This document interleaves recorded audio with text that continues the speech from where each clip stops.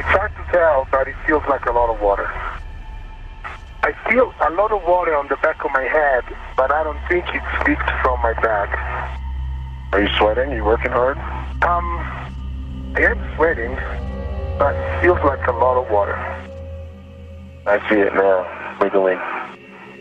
All right, Chris and Luca, just for you guys, based on what we heard with Lucas saying that water is in his eyes now and it seems to be increasing, we think we're going to terminate EVA case for EV2. So, Luca, we'll have you head back to the airlock. Chris, we'll get a plan for you to clean things up here and then join him here in a minute.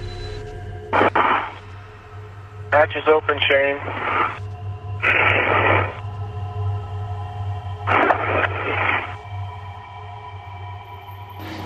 I think that for a couple of minutes there, maybe more than a couple of minutes, I experienced what it's like to be a goldfish in the fishbowl from the point of view of the goldfish. So about half an hour into the EVA, 45 minutes maybe, Chris and I were ahead on our task, so we were starting our third task, and I felt some water on the back of my head, and I realized that it was cold water. It was not a normal feeling, so I told ground. Chris came by to give it a look. He couldn't see anything. He took some pictures of it, but it wasn't until a couple of minutes later that we actually saw the water trickling in the front of the helmet, and then I felt it covering my ears. And at that point, we called a terminate for the EVA. I started going back to the airlock, and the water kept trickling until it completely covered my eyes and my nose. It was really hard to see. I couldn't hear anything. It was really hard to communicate.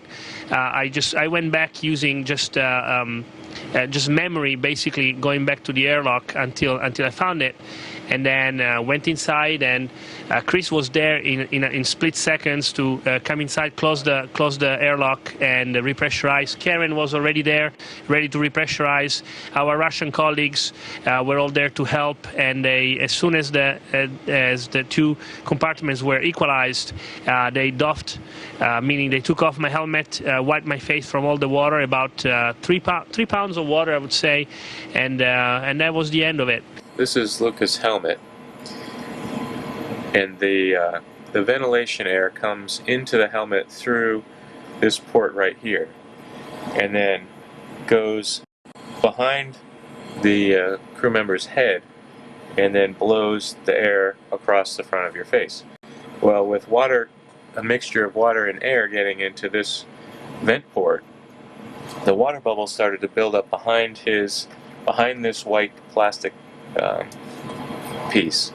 Once the water got big enough that it went all the way around and started coming outside the edge of the white plastic, then it saturated his communication cap, and sort of capillary flow just brought the water all around his head, and he had water on and it filled up in his ear cups, and it started to creep into his eyes and covered his nose.